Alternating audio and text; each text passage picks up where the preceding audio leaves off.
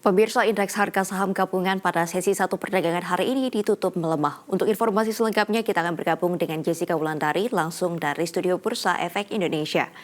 Jessica, pergerakan indeks saham hari ini sangat flat, ditutup melemah tipis 0,07% saat sesi 1 perdagangan. Sebenarnya sentimen apa yang mempengaruhi pergerakan saham hari ini? Betul sekali, Mercy. Untuk pergerakan indeks harga saham gabungan selama perdagangan sesi 1 hari ini cukup flat, dan kami pantau untuk penutupan hari ini di perdagangan sesi 1 turunnya tipis 0,07% di level 6.930 dengan trading value atau nilai transaksi berada di kisaran 4,6 triliun.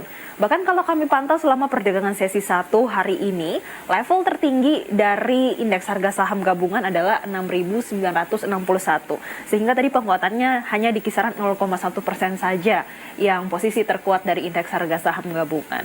Kemudian Mercy, kalau kita pantau pergerakan IHSG pada siang hari ini bergerak turun, ini dikarenakan sektor teknologi yang melemah hingga 1%, kemudian ada infrastruktur yang juga turun 0,39% dan energi yang terpantau terkoreksi 0,3%.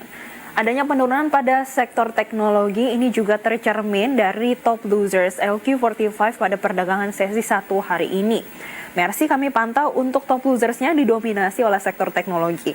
Yang pertama ada Surya Citra Media yang turunnya 2,56%, kemudian Goto juga turun 2,44% dan Bukalapak yang melemah hingga 2%. Namun Mercy, meskipun kita memantau pergerakan sektor teknologi memberatkan pergerakan indeks harga saham gabungan pada perdagangan sesi 1, kami melihat ada yang menarik, terutama dari emiten yang berbasis consumer goods. Kami memantau untuk Indef, ini maksud kami INDF, ini naiknya 1,87%, kemudian ada ICBP yang menguatnya 0,24%, MIOR atau dari Mayora ini menguatnya 0,83%, dan juga Unilever. Ini penguatannya sangat signifikan mencapai 2,47%. Untuk penguatan dari emiten yang berbasis consumer goods ini disebabkan adanya realisasi pertumbuhan ekonomi Indonesia sepanjang tahun 2022 sebesar 5,31% secara tahunannya.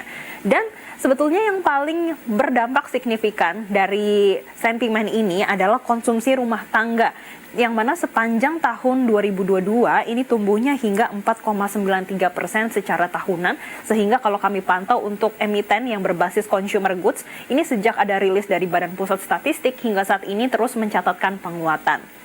Dan secara fundamental, pergerakan indeks harga saham gabungan juga dipengaruhi beberapa sentimen dari Bank Indonesia.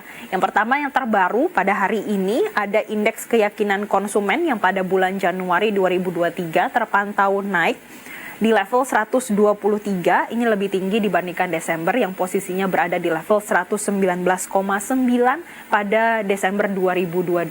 Namun Mercy, kalau dilihat lebih dalam lagi, lebih mendetail lagi, ada yang menjadi perhatian bagi para investor, yaitu adanya komponen pembentuk IKK yang kita kenal dengan indeks kondisi ekonomi, yang pada bulan Januari 2023 justru menurun meskipun ini penurunannya tipis, yaitu menjadi 12,1 yang awalnya di Desember 2022 sudah cukup optimis di level 112,4 poin. Dan ini juga mempengaruhi pergerakan indeks harga saham gabungan. Dan ada sentimen lain yang mempengaruhi, yaitu terkait juga cadangan devisa dari Indonesia sendiri untuk bulan Januari 2023 memang terpantau di level 139,4 miliar dolar Amerika Serikat, atau ini lebih tinggi dibandingkan bulan Desember yang posisinya berada di level 137,2 miliar dolar Amerika Serikat.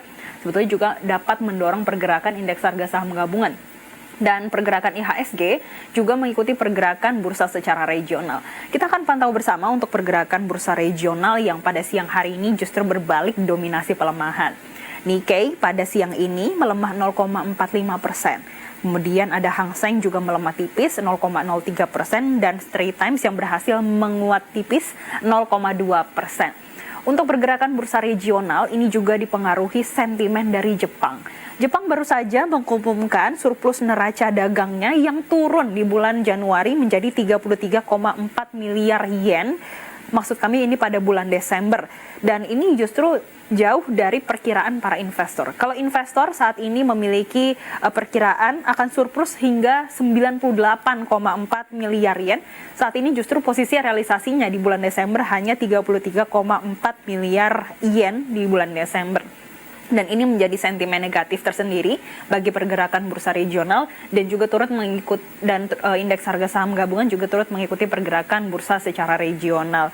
Dan di satu sisi untuk pergerakan indeks harga saham gabungan dengan adanya sentimen tadi, analis memprediksi setidaknya akan ada di rentang 6.971 hingga 6.978. Ini artinya masih ada potensi penguatan bagi pergerakan indeks harga saham gabungan hingga perdagangan sesi kedua nanti. Merci. Bagaimana dengan posisi nilai tukar rupiah siang hari ini? Tadi pagi kita pantau nilai tukar rupiah sedikit melemah terhadap dolar Amerika Serikat. Bagaimana posisinya siang hari ini dan juga harga komoditas? Merci, kalau kami pantau pergerakan nilai tukar rupiah ini masih mencatatkan pelemahannya. Pada siang hari ini sudah melemah 0,19%, posisinya di level 15.120. Untuk pergerakan nilai tukar rupiah memang masih dipengaruhi adanya realisasi cadangan devisa pada bulan Januari. Ini berada di level 139,4 miliar dolar Amerika Serikat, atau ini naik memang dari bulan Desember yang posisinya berada di level 137,2 miliar dolar Amerika Serikat. Namun Merci, yang masih menjadi fokus dari para investor yaitu tambahan cadangan devisa di bulan Januari ini justru tidak sesuai ekspektasi pasar.